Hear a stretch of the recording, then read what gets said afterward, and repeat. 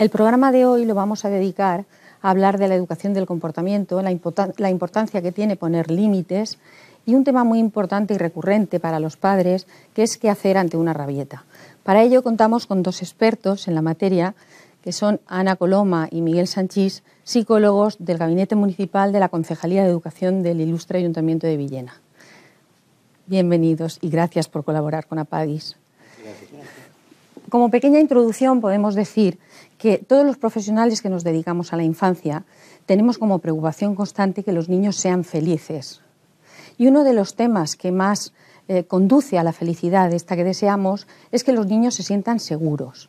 Estoy segura al mismo tiempo que este objetivo también es fundamental para las familias, y la seguridad esta de la que hablamos y que va a hacer que los niños tengan autoestima, autodeterminación y confianza en ellos mismos, la van a conseguir a través de las normas, los límites, las pautas, porque no debe confundirse una educación ausente de límites con una educación mucho más feliz. Las normas se deben de considerar algo natural por parte de la familia, pues está comprobado que los niños que crecen sin normas, sin pautas, sin límites, que no entienden el valor del no, a la larga son niños desobedientes, maleducados, que no cumplen horarios, etcétera, etcétera. Además, en este programa nos gustaría también dejar claro la idea de la diferencia que existe entre autoridad o padres que consienten o que tienen una actitud de autoridad, de disciplina, con esos padres autoritarios que son los que no queremos para nada.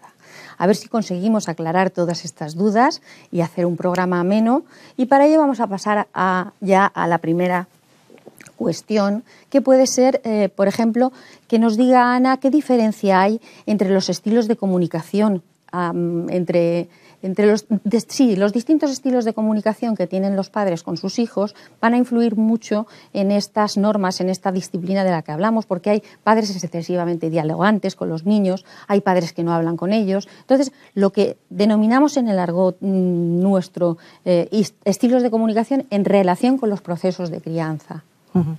Sí, desde luego la comunicación es básica para establecer una relación adecuada en la familia y una relación en la que pueda llegar a ser exitoso el establecimiento de límites y de normas. Entonces, claro, va a depender también de cómo es el estilo educativo de la familia. Hablabas de los estilos de comunicación, de cómo nos comunicamos en la familia, y está claro que si hay una buena comunicación en la familia, va a ser mucho más fácil las relaciones que tengamos y pueden ser una convivencia más tranquila y a la larga pues más feliz, ¿no?, que era de lo que hablabas. Y tenemos a veces factores que facilitan también esa comunicación, como podría ser pues el acostumbrarnos a tener una escucha activa con nuestros hijos e hijas, el motivar el diálogo, el hablar, el confiar en esas capacidades de diálogo y aprender de ese modo a enfrentar los conflictos en lugar de evitarlos. Eso sería lo que facilitaría ese diálogo. Y podríamos hablar también de factores que pueden entorpecer ese diálogo, que sería pues a veces el hablar excesivamente por una de las partes, que puede ser por parte de los padres, en esas situaciones en las que todo se centra en dar muchas instrucciones, en dar muchos sermones, en hablar mucho pero luego ser poco eficaces, sería el exceso de diálogo, o la falta de diálogo porque se habla poco, porque no se tiene en cuenta lo que opinan los demás. Ojo con la falta de diálogo, porque hace algunos años hablábamos de que con la televisión, yo me acuerdo cuando se veía ya mucho más la televisión que en épocas anteriores, claro, estamos hablando de hace mucho tiempo, la televisión entorpecía el diálogo en la familia. Aquello nos asustaba, pero es que actualmente la televisión ya ni siquiera es un elemento que vemos colectivamente en familia, sino que además ya cada cual ve una cosa en un espacio diferente de la casa. Cada cual tiene su habitación. Exacto. Con su televisión. Y además han aparecido otras pantallas que también distorsionan mucho, que son los móviles, los juegos, las tablets, y todo eso pues a veces entorpece esa comunicación. Son cosas que están ahí, elementos que están ahí en nuestra sociedad que debemos utilizar, pero que no debemos perder de vista que esa comunicación y ese diálogo son necesarios para que haya una relación familiar adecuada. Claro, nosotros desde APADIS también nos hemos planteado dedicar un programa a la importancia de las que tienen las nuevas tecnologías en la educación, porque sí que es cierto que se está entorpeciendo mucho el diálogo en la familia al respecto de esto que tú comentas. Lo que está claro es que ningún padre lo hace mal porque quiere, nos equivocamos, cometemos errores y lo hacemos sin querer. A mí me gustaría, Miguel, que nos dijeras en tu experiencia profesional, ¿cuáles consideras que son los errores que cometemos los padres con más frecuencia? A nivel de la comunicación con los hijos, sí. Yo creo que todos los padres estamos muy interesados, muy persuadidos, ¿no?, de la necesidad de corregir y la necesidad de mejorar el comportamiento de nuestros hijos. Esto nos hace cometer un primer error, que es que ponemos mucho el acento en ello. Es decir, solemos darle mucha importancia a los comportamientos negativos. Con lo cual, a veces, la idea o el mensaje, mejor dicho, que les llega a nuestros hijos e hijas, es que solo hacen eso, solo tienen comportamientos negativos, solo tienen comportamientos erróneos. Entonces es un error a evitar. Es decir, igual que les decimos lo que hace mal, y está bien, porque de esa corrección aprenden, deberíamos de hacer hincapié en aquello que sí hacen bien, que son capaces de realizar, ¿verdad? Si no, nuestra comunicación se convertiría en algo que no les ayudara, ¿no?, a desarrollarse mejor. Luego, es muy importante todo, como tú sabes muy bien, lo sabemos en nuestro campo, el aspecto evolutivo, es decir, entender frente a quién estamos. Yo veo demasiados padres y madres que a veces creen que están hablando con un otro adulto. Creen que sus razonamientos... Se dan excesivas explicaciones a niños que no entienden. Bueno, excesivas e inadecuadas. Porque cuando le empiezas a hablar a tu hijo del futuro y de que cuando sea mayor, que ahora tiene que ser responsable, pues el niño te mira así con una cara como diciendo, no sé de qué me hablas. Entonces, estos conceptos adultos los utilizamos porque no nos ponemos en su lugar, no tenemos suficiente, a veces, empatía para entender y comprender cuál es su estado evolutivo. Y no es igual hablar con un niño de 2 años, que hay que hacerlo, que con un niño de 12, con una niña de 12, ¿no? Entonces, esto creo que es otro punto fundamental. Fruto de eso es que los escuchamos poco, porque pretendemos que la comunicación sea, como decía antes también Ana, más que un diálogo, un monólogo, ¿no? Es decir, yo le digo y no escucho. Si no escucho, si no soy capaz de interpretar, de ver, de entender qué le está pasando a mi hijo o a mi hija, esa comunicación se va a dar en una sola dirección y no va a ser adecuado. Luego es importante, y esto vale si aquellos que nos están escuchando también tienen relación de pareja o de amistad o lo que sea, para todo tipo de relaciones, el momento. No es lo mismo elegir un momento adecuado que uno inadecuado. No es lo mismo quién está presente cuando yo me dirijo a mi hijo, en dónde lo hago, en qué situación, en qué circunstancia. A veces somos muy...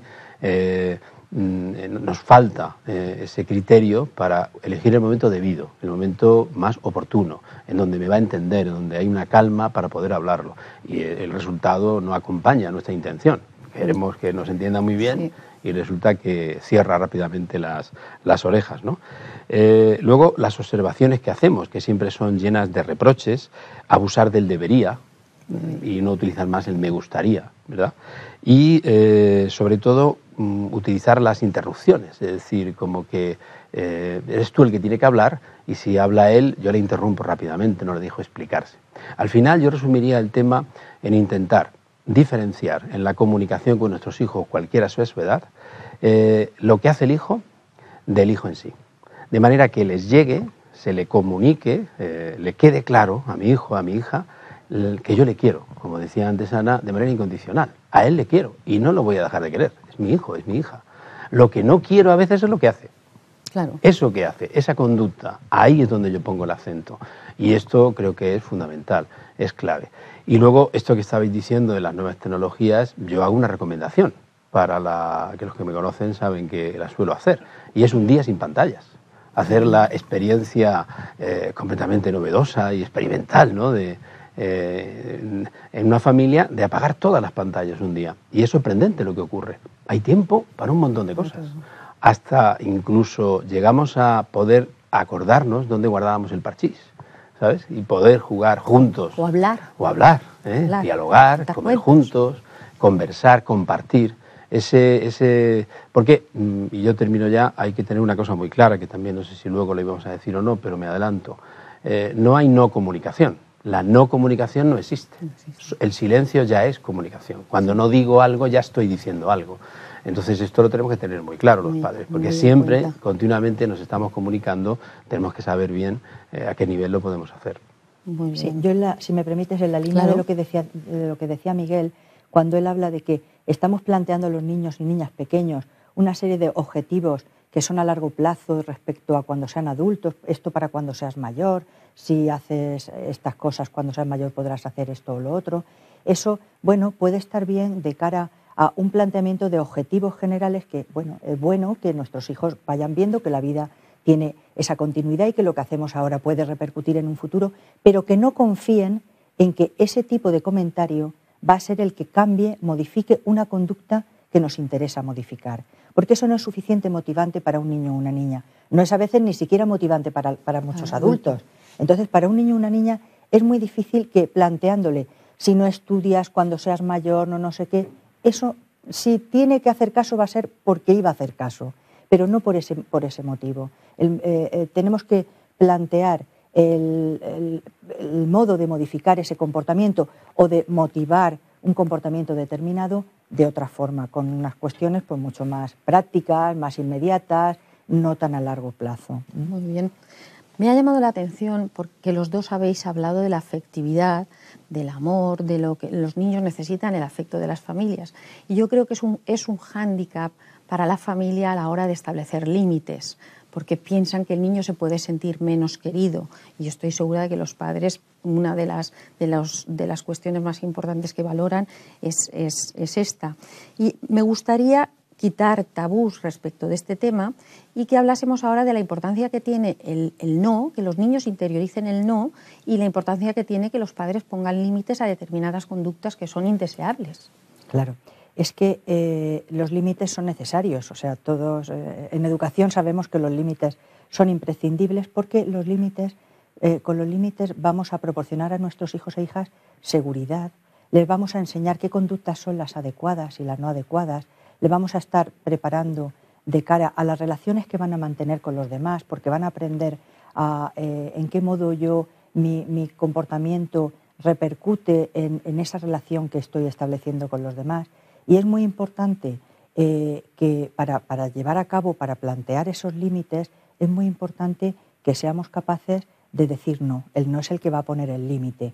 Y que sintamos el no como una orientación, como una guía, como una forma de estar fomentando la tolerancia a la frustración, que va a ser básica e imprescindible para el desarrollo de su conducta, de su personalidad.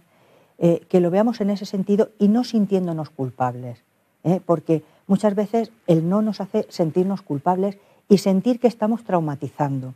Los niños y las niñas no se traumatizan por un no, al contrario, es más probable que se traumaticen por no tener el no adecuado. Otra cosa es abusar del no, por supuesto. O sea, cuando se abusa del no, cuando estamos impidiéndolo todo, cuando estamos teniendo un tipo de actitud, una actuación muy represiva, pues entonces ahí sí que estamos impidiendo que haya un desarrollo de su iniciativa, de su autonomía, claro, de su pensamiento crítico.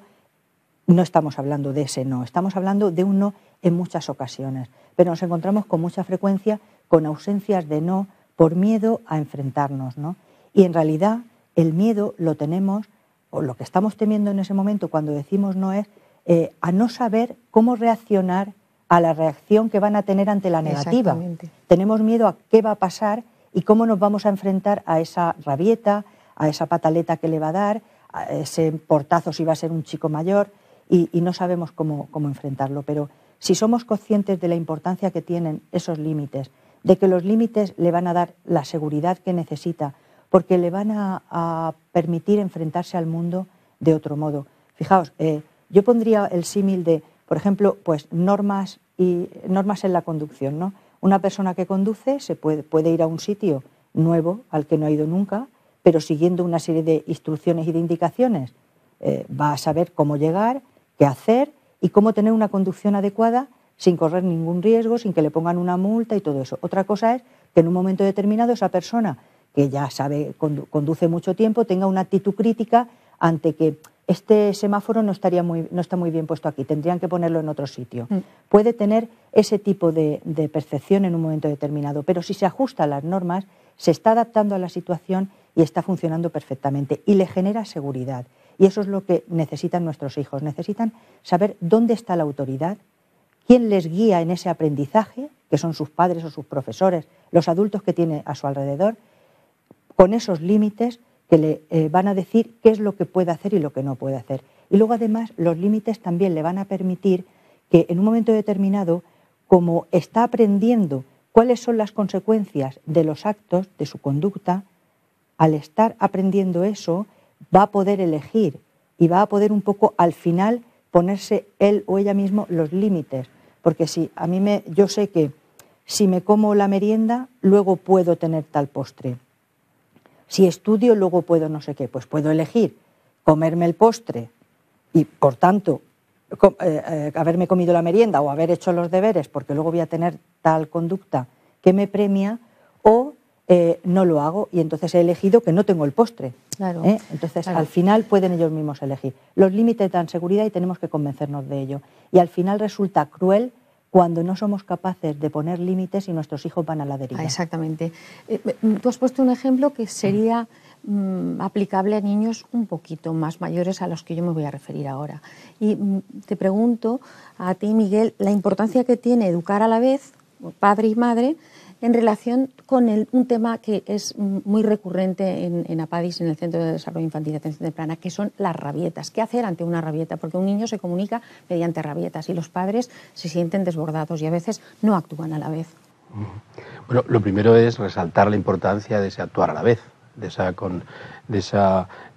acuerdo, ¿no?, entre los padres. Es decir, esto sabes que está archidemostrado. Es decir, hace muchísimos estudios, ¿no? ¿Qué tipo de estilo educativo es el más adecuado, es el que genera mejores respuestas, etcétera?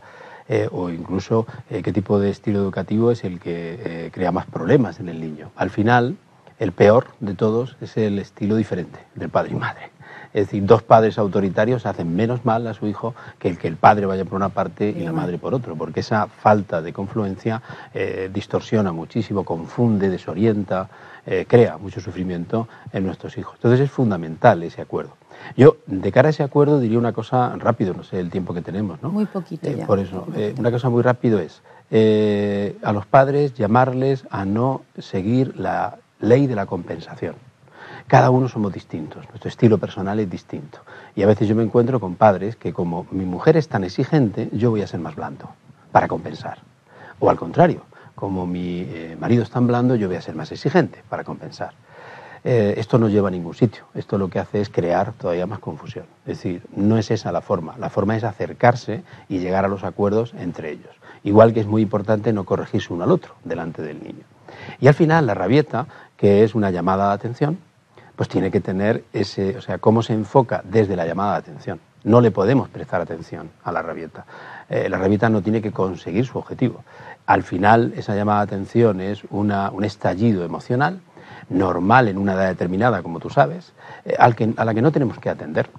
Y por lo tanto, ese extinguir, ese no atender, ese no hacer caso a la rabieta, si el niño o la niña no tiene resultado con esa actitud, suele normalmente ir eliminándose, a no ser que haya otros problemas más graves que estén en la base o lo que sea. Esa sería la forma. Y aquí es donde entra lo del acuerdo, porque es muy complicado a un niño de 1, de 2, de 3 años no hacerle caso. Y si no le haces caso tú, le haré yo. Y yo no lo puedo soportar más. Todos los padres hemos pasado esa etapa en donde oír llorar a tu hijo es la mayor tortura que se puede vivir. Pero luego, vamos a ver, yo me atrevería a decir que todos los aprendizajes tienen una edad óptima para llevarse a cabo y que lo que está claro es que si no lo hacemos a la edad que corresponde, luego nos podemos arrepentir. Y lo que se aprende cuando toca es bueno para los niños, que a la larga ellos nos van a agradecer estas normas, estos límites y esta educación que de alguna manera nos corresponde darle. Ahora vamos a ver unas imágenes del Centro de Desarrollo Infantil y Atención Temprana de APADIS y con esto vamos a dar por acabado este programa. Muchas gracias, Miguel. Muchas gracias, Ana. Gracias a ti.